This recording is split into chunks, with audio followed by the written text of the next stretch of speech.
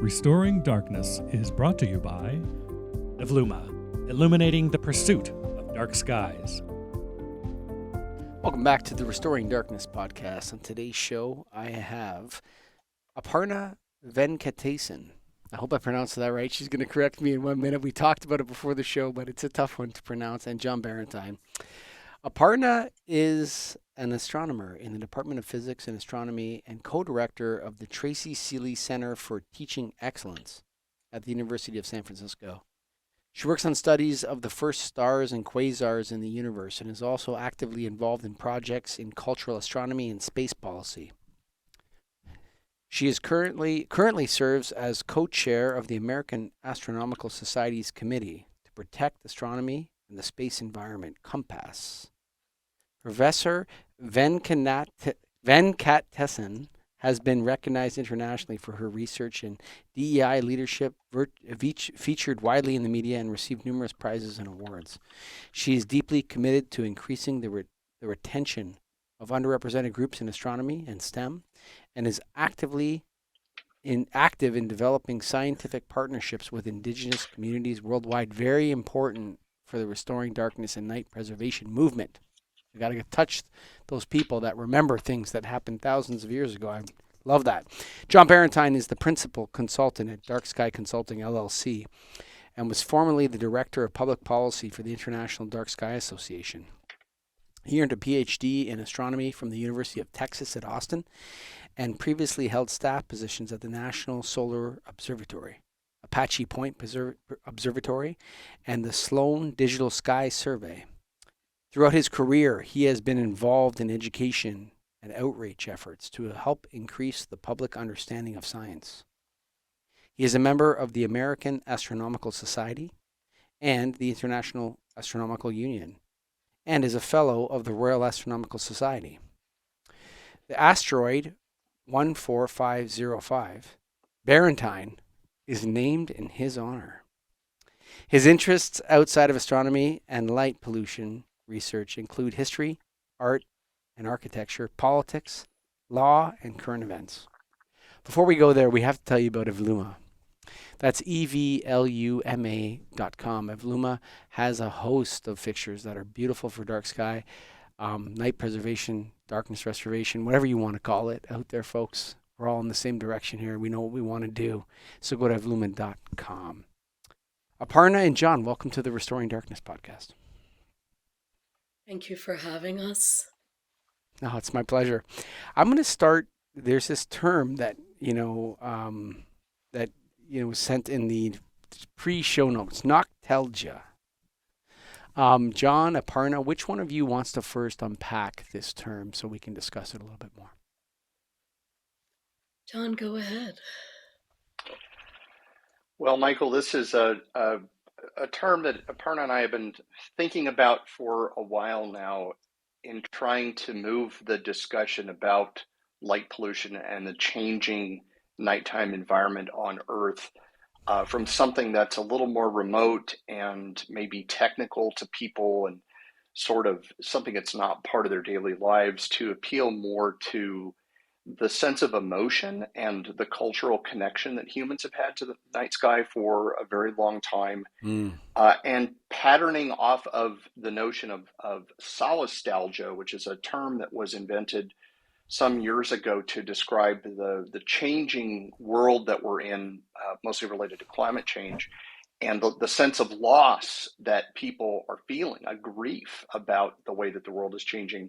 We think there's a parallel in this to what's happening to the nighttime environment and to the night sky. And we're just trying to put a voice to that. And in the belief that words matter, we came up with a word that we think describes that feeling. Aparna, do you have anything to add to that before I start asking all sorts of questions about this? And those questions are very welcome. Yeah, and thank you, John, for getting us off to such a great start. We, as John noted, wanted to build off the idea of solastalgia, which is a hybrid word. So we built on that idea using the Latin root noct for night and algaea for environment, a Greek word.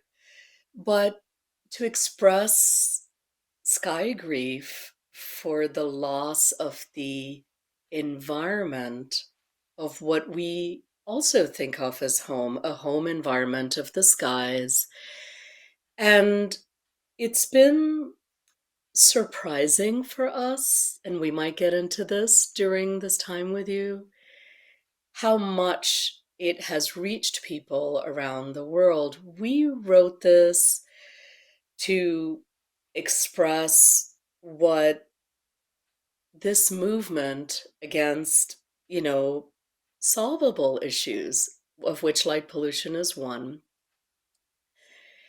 What makes it unique at this moment? Because after the pandemic years and given global events in the last few years and the dramatic acceleration of climate change, there's increasing loss of environment that many call home. And then there's a collective undercurrent of grief at that loss of environment on Earth and grief coming out of the pandemic years. So we wanted to amplify this one thread of grief, loss of night skies and even daytime skies. So I think that would be my addition for now, but we've been moved and Mm. touched at the unexpected nerve it's touched globally. I just from my perspective in dealing with the board at the Lighting in Darkness Foundation and people in the Restoring Darkness podcast. And John, I know that your company is called Dark Sky Consulting LLC. So I'm going to say that from the beginning. I see it right here. But I always felt like dark sky was the wrong word. Like, and then when we discussed it on the board, we liked night preservation and darkness restoration as ways to describe the actions that we're doing. But I can't think of anything that addresses the feeling or the lack that people have. Because what you're talking about, Aparna, is really something people don't know about yet. Most people don't know that they have nostalgia. Why? Because they've never seen the Milky Way. And and when you say, "Oh, it's dark," we're about dark sky. We're doing dark sky fixtures. People don't understand what you're talking about. But what we're trying to do, and the movement that you mentioned, John, and I talked about a movement, is that we want to bring this back because all of our ancestors orientated themselves. If you go to the indigenous cultures and you start talking to them, they're all oriented to these stars in the skies. And I don't know which one of you wants to take this one first, but how do we incorporate the I think it's very important that we go back to the indigenous people and incorporate their stories and their myths and then our as European peoples, John, incorporating our own myths back and bringing those things forward into the conversation. Maybe I'll ask Aparna first. How do we do that? The word nostalgia is so important, but what's the next step? I think you raised some really good points, Michael. And I let me begin with one thing you said, which is so true. Nearly none of us even know what we're missing anymore. Mm. But I would argue, just like we know when we're unwell if we don't have a Mm. nutritious diet, or we're simply overwhelmed with all the information we're barraged with every day from the world. We recognize, even if subconsciously, when we are not well. And I would argue that we know and we feel keenly our disconnection from the skies. We just might not be able to put a name to it or put a feeling to it consciously, but we know it. Simply because whenever I take students or, my family or groups out to view the skies, the way people feel lifted out of Mm. themselves, the way they feel reconnected to awe and wonder, and I would say we need to be lifted out of ourselves more than ever at present Mhm. Mhm. because we're so inundated constantly with stories of the world that it erases our own capacity as storytellers. When we hear so many Hmm. other stories, it's hard to become storytellers ourselves. And because it's such a privilege and joy to teach students at my university and beyond every day. I love the moment when they realize that they too are storytellers and one day they will become elders, that today they're youth, but one day they will be storytellers. In fact, they already are.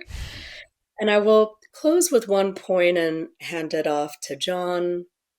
I completely agree that we need to return to and reclaim our timeless ways of knowing and relationship with the skies.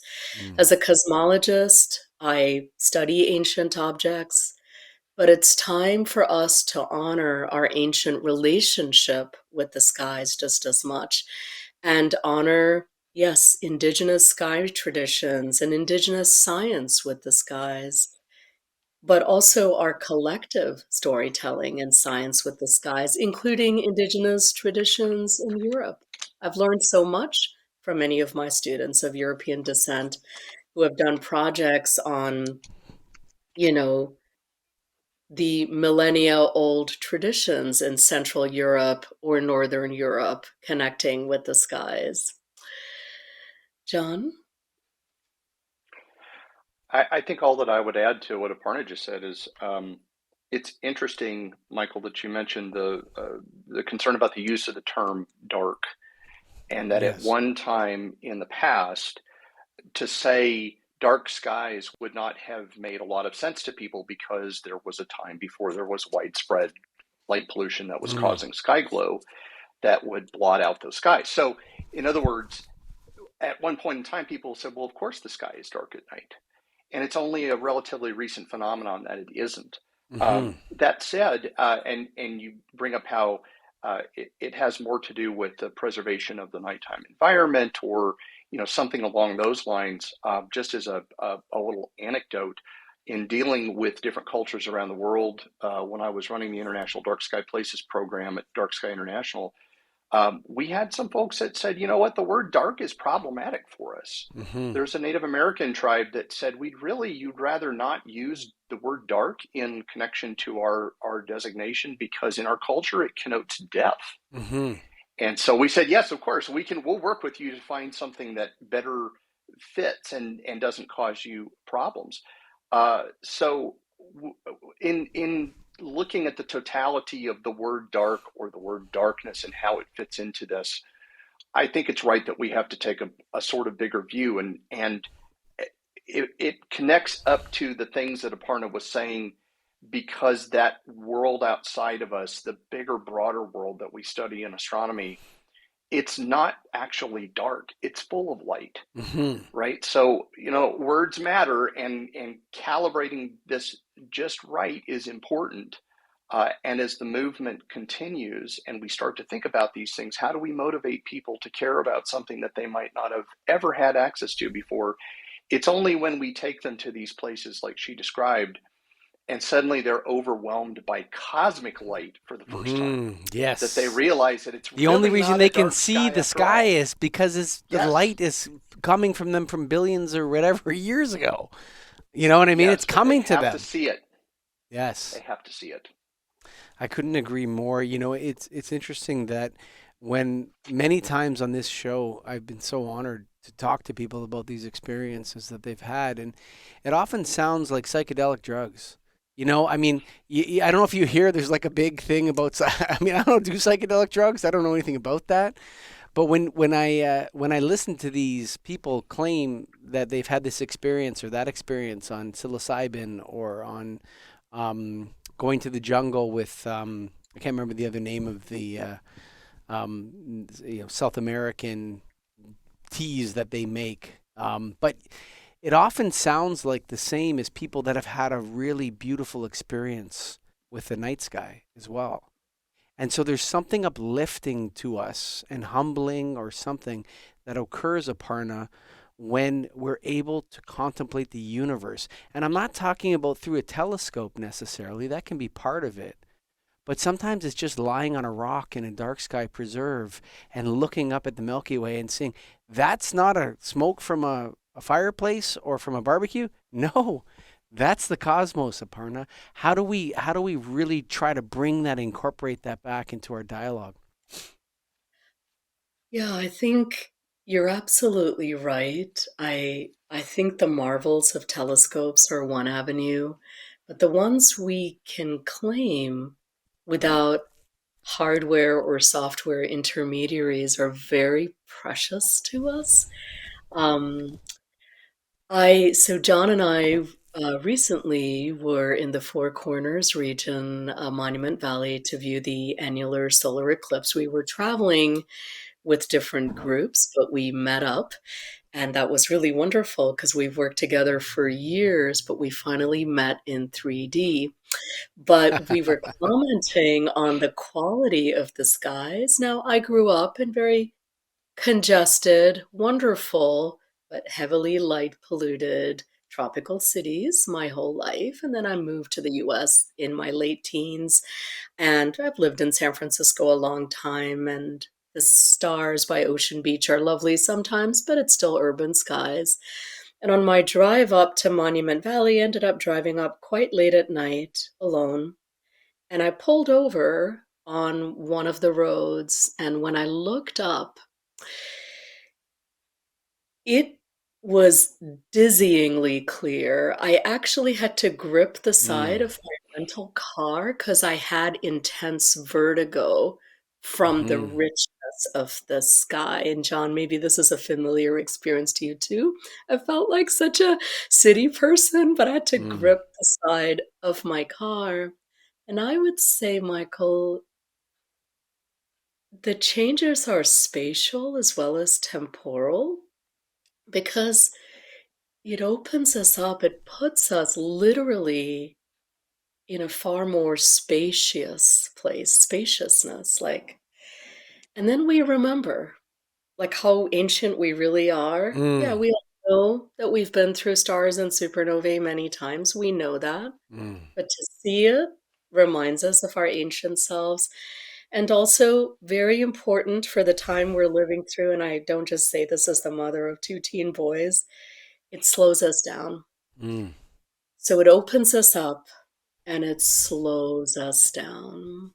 So that would be my respectfully offered thoughts. John, I don't know if you have a connection to the skies you want to offer.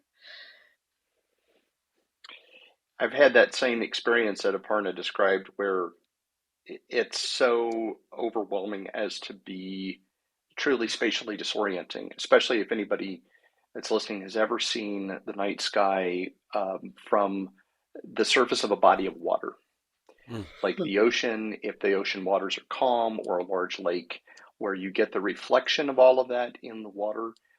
It's very disorienting because the brain is trying to make sense of which direction at that point is up. But it's especially the case if you're coming from the kinds of city environments that most of us Mm. now live in, where you just don't see that. So there's a novelty aspect to it, number one.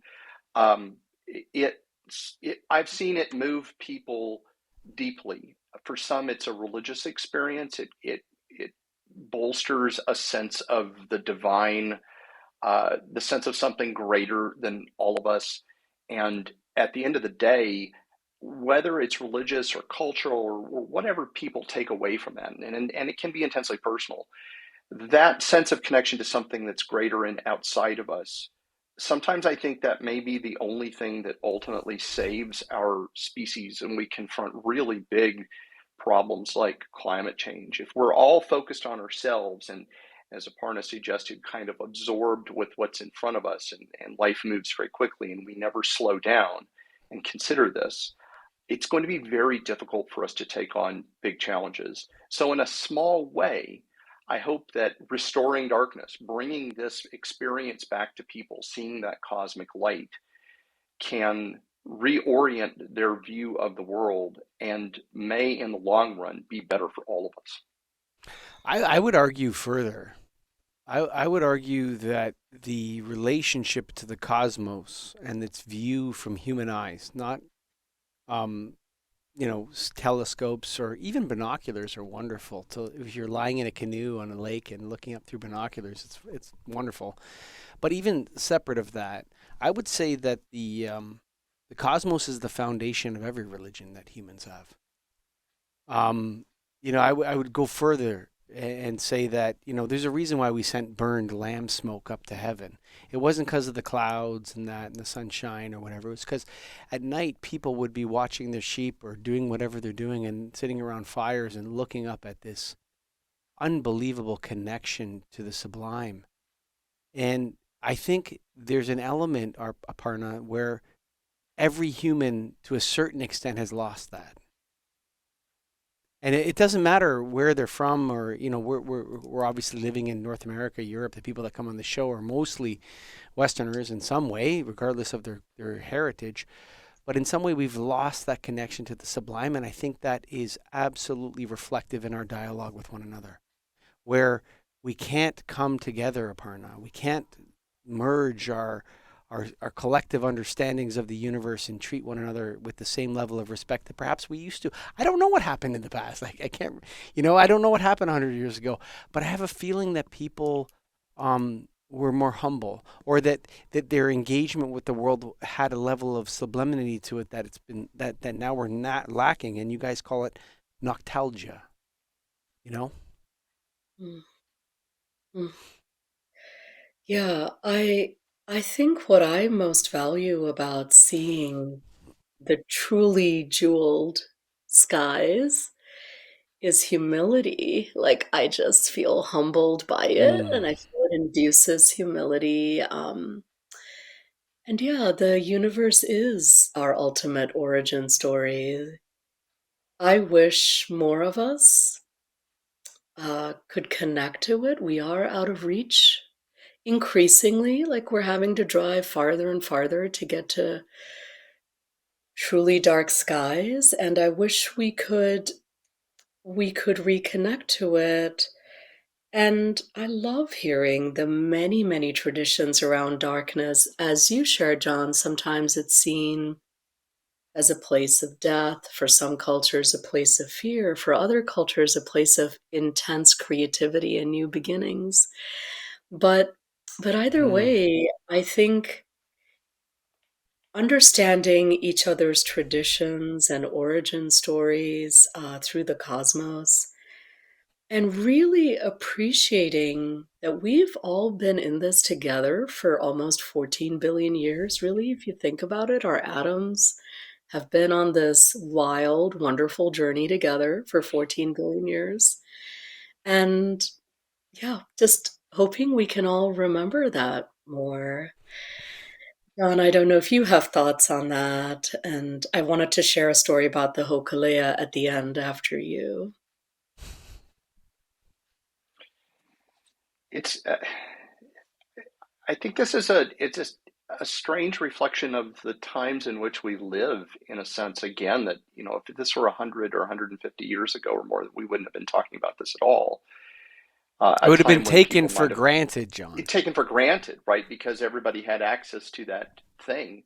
And it obviously impressed itself on people to the point that it was an everyday experience, and it was woven into their culture and their language in some cases, and into their religions. And I don't think we ever really lost that. And even people who don't think of themselves as necessarily spiritual, or that they wouldn't be moved by this or wouldn't be interested in it, uh, there's something that seems innate in us that I've seen come out in people, putting on when we've done star parties and that sort of thing, and some of which we did just recently, as Aparna described, when we were in the Four Corners area for the eclipse, and we were doing some astronomy outreach efforts. And I talked to people, as I always do, who had never seen the Milky Way before. Mm. And they thought, oh, well, you see a landscape photograph at night, and it's very pretty, and it's aesthetically something nice to look at. But I would say, at some level, they're shocked when they actually Mm-hmm. see it, because they Mm-hmm. don't think that can be real. In the same way that you show a person Saturn through a telescope for the first time, and the usual response is that a picture you're holding up in front of the telescope? Because it can't be real. So that in such a short span of time, that we could have gone from the firsthand experience of a dark night sky as being something that every human really had access to at some level, to something that's so almost unbelievable to people that at first they don't think it's real and that they are shocked by that. But it connects with something in them that I think is in all of us, even those that grew up in cities that never see it. And if we can kindle that feeling in people, I think that's what gradually will get them to start caring about this issue and realizing that the whole the concern about light pollution and its causes and solutions and all of that is not an either or. We don't have to have either modernity or, dark night skies. That there's a way that we can have both of those things. Oh, yeah. But first, people have to be aware that that's even a possibility. I think we must have both of those things. Like I would argue that there's no other option for us. You mentioned a couple things. I would add to that, John, that all of our architecture from antiquity is all oriented to the night sky. And then you add in the aurora borealis, the northern lights. And this blows people's minds. I've only seen them 3 times in my life. And I saw them once on the horizon. It was just like a glow. And I was on a military base in Trenton, Ontario. And the guy's, that's the Northern Lights. I was on a fire picket when I was in Air Cadets when I was a teenager. And he's like, that's the Northern Lights. I'm like, that's not the Northern Lights. He's like, that's the Northern Lights. But it's on the horizon. You can't, if we were further north, it would be higher in the sky. And so, we've seen these things. I talked to what do you would call it, medieval, I can't remember what it was, but I asked her, like, how did they figure out that the Earth revolved around the sun? Like, what was the actual technical thing? They figured it out because of calculus and math, right? So when they started, they were tracking these celestial bodies, nothing made sense, and once they applied mathematics to it, they're like, oh, hang on a second, the Earth revolves around the sun. And Pope, sit down for a second, Pope. We got to tell you something. And the moon revolves around the Earth and all this stuff. So when we did it, how do we go beyond math, Aparna? Where now we need to scientifically reconnect, like in a scientific way, with not just hokey pokey spirituality, but we need to tell the people of the planet Earth that we need to connect with the heavens. And this is very important for a lot of reasons. How do we bring the math and the science and everything into that argument to reconnect with the beauty of the universe? How do we do that? Yeah, I know it doesn't make for a neat line item in a budget for federal agencies, that's for sure.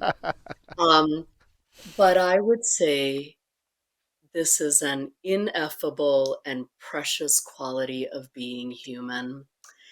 And I want to build off something that John said earlier, which is this kind of siloing of issues. Another siloing, I'm sure you've heard, pitching things as this versus that. It doesn't need to be that way. Maybe if there's time today, John could also comment on the, uh, you know, incorrect pitching of issues as mitigating light pollution, responsible outdoor lighting versus safety, right? That's also a false, uh, binary view of things. It doesn't need to be that way. And if there's time for that, he's the expert on that and could comment on that. But to address your question, Michael, I would say when we look on the millennial old sky traditions that all cultures have had, and particularly Indigenous communities, we see a seamless integration of science, art, storytelling, culture, and language. So, one of the reasons we coin Noctalgia is when we take away the home environment of our shared skies, a lot of our identity and language goes away with it. So, I would argue that science and culture and language and storytelling have been seamlessly integrated for all our ancestors, and that the way things have separated out today is an artifact of our modern times, but it's not necessarily an artifact we can't invite into this dialogue. For example, a number of communities on Mauna Kea, Native Hawaiian communities, are working with astronomers to name discoveries made with telescopes on Mauna Kea in the Native Hawaiian language, which in my mind is a wonderful way to honor that science and language and culture can happen at the same time. It's also a wonderful opportunity for modern astronomy to be a living platform for the Native Hawaiian language. We become relevant for more than just the astronomy community in academe. We become relevant to Native Hawaiian youth. So I would say that honoring that, integrating all of these aspects as something that makes us deeply human is very precious.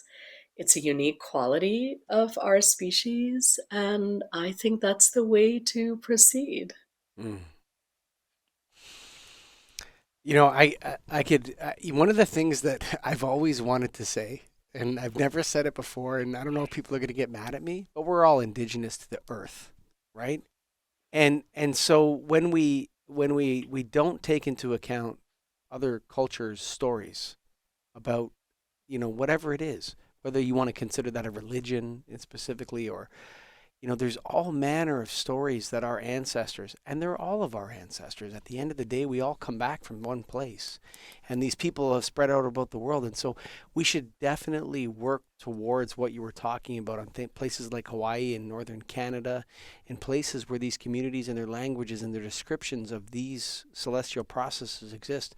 We absolutely have to incorporate that into this. John, how can you add to what Aparna just said, and in terms of from the scientific perspective? Like, how do we bring it in? Because there's a research perspective, which I think we don't need anymore.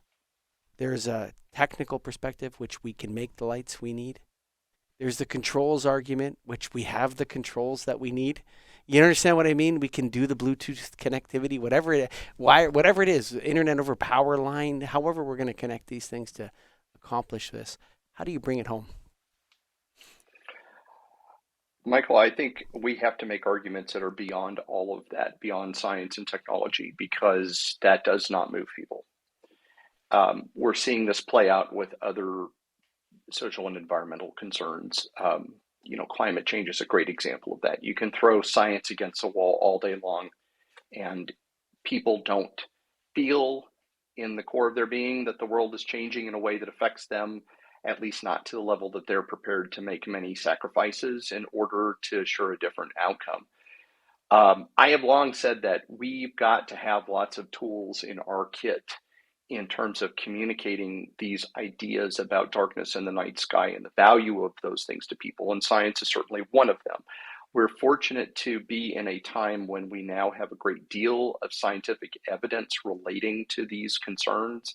And as I like to say, the compass needle increasingly points only in one direction, and that is that all of this artificial light in the nighttime environment is harmful to that environment and the organisms that inhabit it.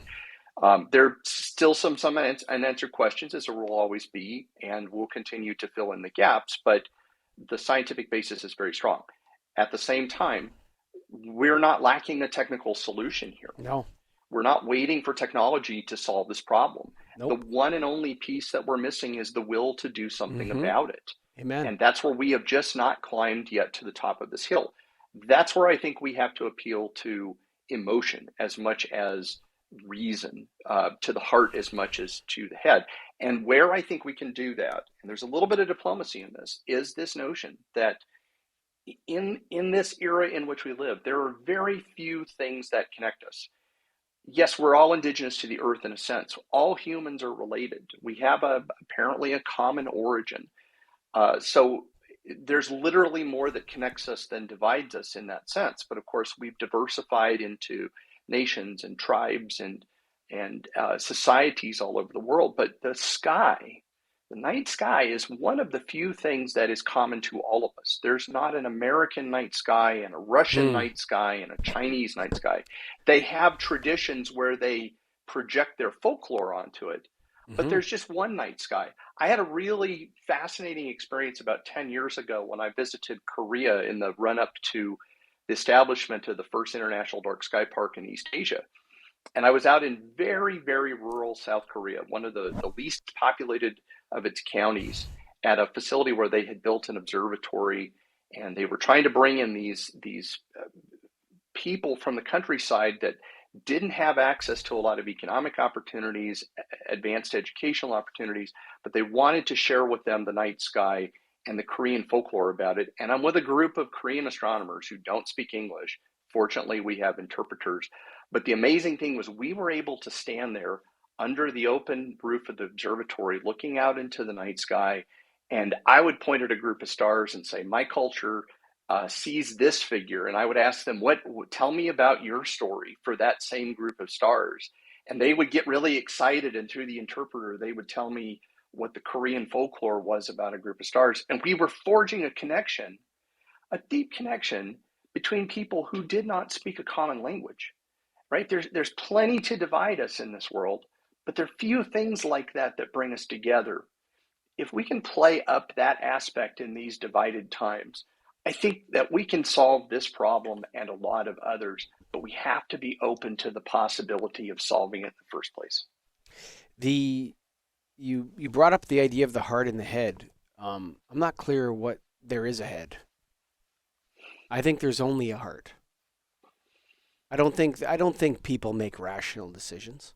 I mean, like when we were talking about, generational issues, I don't think people think rationally about these things. Like they're somebody that goes to their car in the morning to drive to work is thinking about climate change. They're only working with their heart. I think what the people of the world are telling us is that we want clean energy, and we want to use as much of it as we want to use, and we need to use to care for one another, to do the things that we want to do. And so I find there's this kind of and maybe I'm going to expose myself as some kind of anti-climate change guy or whatever, which I'm certainly not. But I think it needs to be turned around, and the pressure needs to be put back from the citizenry on the utilities, which create all the light pollution. So most light pollution is created from streetlights. Okay? Streetlights are a huge problem, and those belong to the utilities. They don't belong to the individual homeowner over here or this person over there. On top of that, the utilities are the ones buying the energy.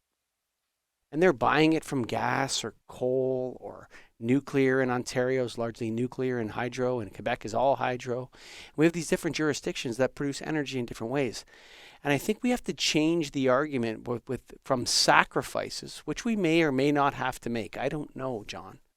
But we have to change the argument to push the other way, to say to our scientists, Aparna, that you guys have to develop these technologies. We're not going to make any sacrifices.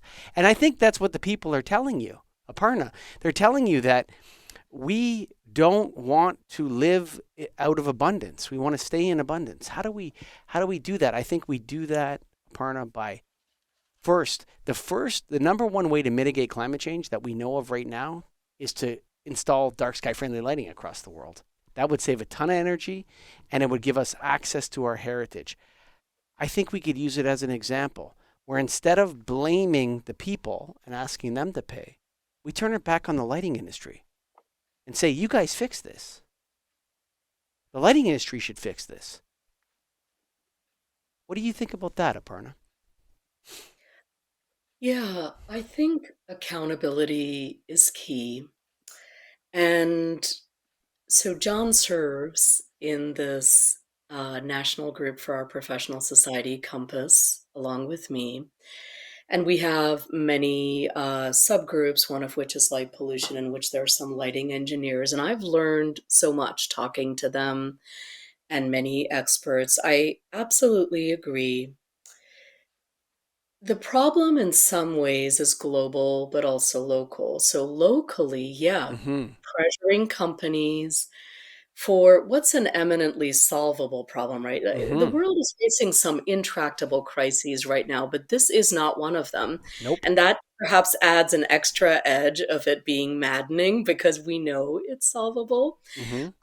So yes, asking for better lighting solutions, but it's a very complex path with, local communities and, local city leadership, which has many levels. And I'd love for John to comment on that because he's been involved a lot with initiatives in Arizona and elsewhere.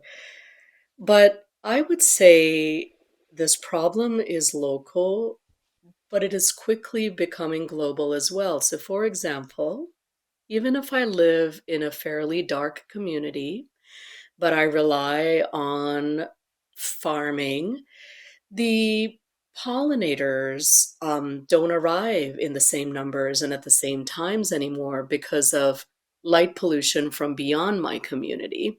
So, my community, even if it's relatively dark, can be impacted by broader choices by people not living in my community. I ran into the lot talking with Native American tribal communities. People are very concerned about dwindling pollinators and food sovereignty that arises from not having enough pollinators. So I would say there's power in adapting a national strategy to local conditions. Mm, That is a path we need to take because every community will need some adaptation and will make different choices based on where they are.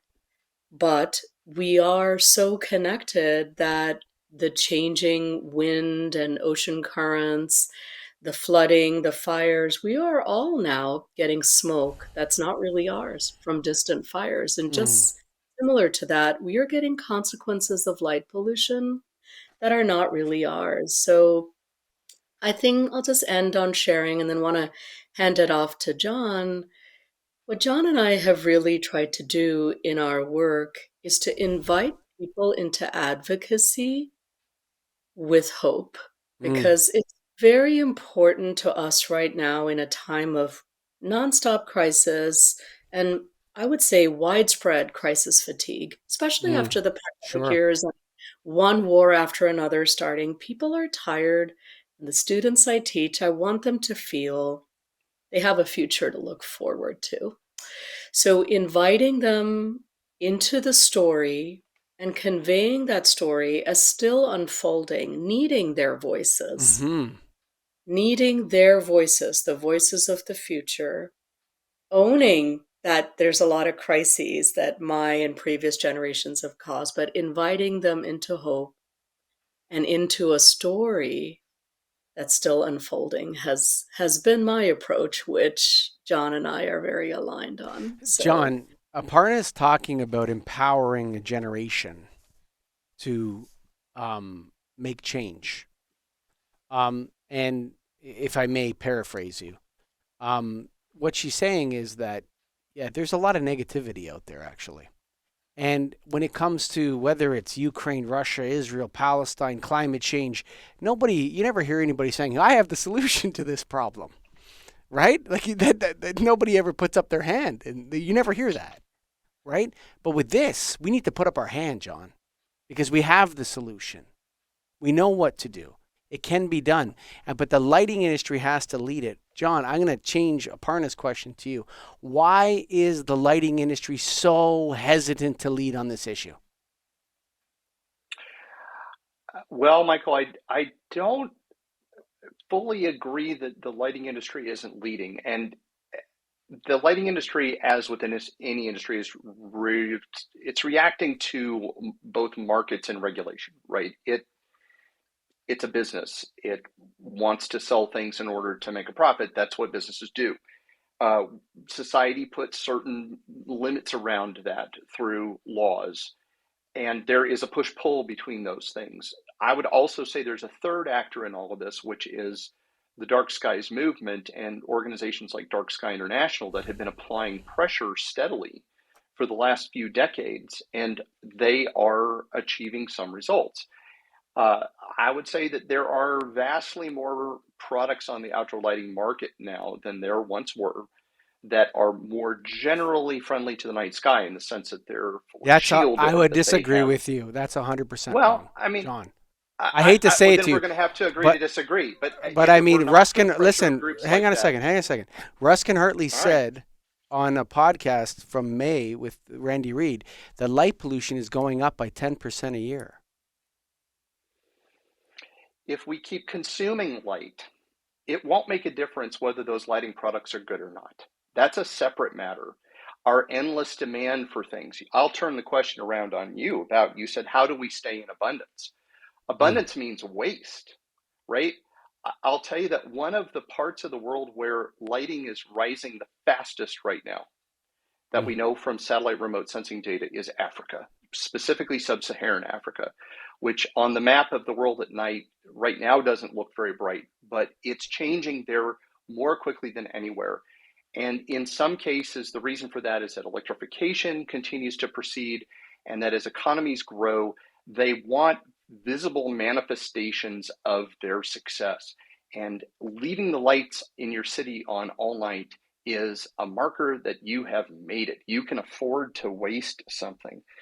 Far be it from us to tell Africa what to do with their lights, because there's a terrible history of colonization in the past. So we can I suppose we can tell them that maybe this isn't the best way to go about things, but it's up for them to make those decisions. If there is this endless demand for something and people are happy to waste it because they perceive that it is cheap and that it has no downside, then this will continue unabated.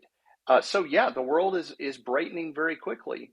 And I will contend at the same time, there is more available on the lighting market now than there has ever been, which, if properly implemented, could reverse this trend.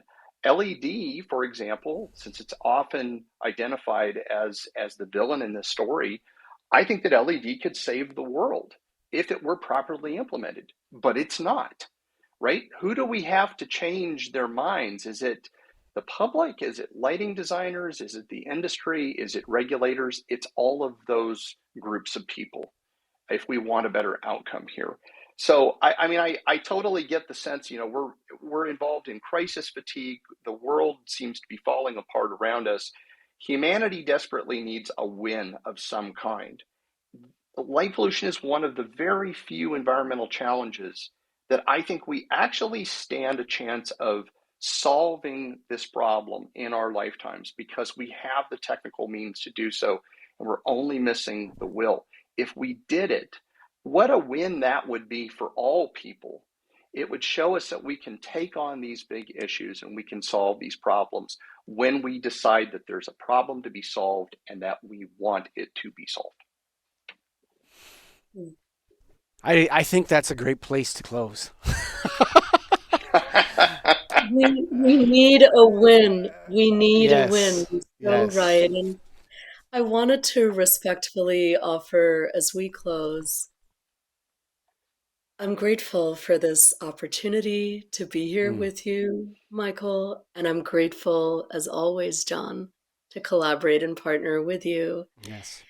And so much of this, I love the restoring the darkness, because it says we were there once and let's go back there. Much of this is a process of reclamation of our timeless knowledge, of our ancient selves. And I think as we lose a lot of place because of many reasons, climate change, human activities, human choices, and more, I I would just offer respectfully, I think we can find ways forward if we think of ourselves as belonging to place rather than place belonging to us. I think we will find a way to connect and move forward collaboratively. We'll take the long view. Aparna is gonna come up with some kind of spiritual science. I'm telling you, John. She's gonna come up with like math that proves that this is good. Folks, if you're listening to this right now, I want you to go to restoringdarkness.com, and I want you to think about making a donation to the Lighting in Darkness Foundation. Why? Well, you know what we do? We're creating educational programs for the lighting industry. That's right, to teach people who sell lighting every day how, why, what, for what reason we should do this and to educate them. And so we're doing that right now. We're also helping out people with municipal ordinance battles and so on and so forth. And we want to fund research into the safety argument. That's right, this idea, the straw man, that more light equals more safety. We need to figure that one out. So go to restoringdarkness.com. You can click the donate link. We're working on it. We're making our website better all the time, folks. So go to restoringdarkness.com. I'd also like you to consider Evluma. Go to evluma.com. And of course, I'd like to thank Aparna Venkatesan. There, I think I got it there. And John Barentine for being guests on the Restoring Darkness podcast. All you out there, I love you guys. Thank you for listening. Don't forget to like, subscribe as well. All that kind of thing. Bye for now. Look no further for dark sky friendly products than Evluma. Since its first product launch, Evluma has carried one or more International Dark Sky Association certified models. If your customer cares about light pollution, suggest the OmniMax with shielding or the Area Max with full cutoff to reduce uplight and glare. Evluma, illuminating the pursuit of darkness.